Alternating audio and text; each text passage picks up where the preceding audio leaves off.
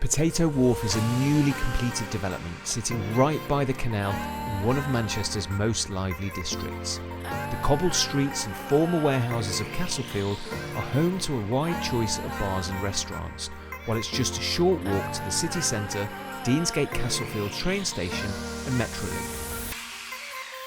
It's one of the most exciting places to live in the city, but it's also a peaceful place to relax and spend time. The development is an instantly recognisable brick building, inspired by the heritage of this former industrial area, with stylish interiors that give the properties a real urban edge. The one-bed apartments are now completely sold out, and two-bed properties are available from £323,000.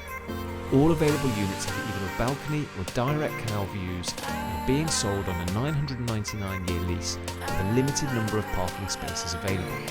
The building is complete and ready now, meaning you could start earning a return of up to 6.5% immediately. If you're in the market for a top quality, low risk investment, then get in touch today for brochures, floor plans and the latest availability.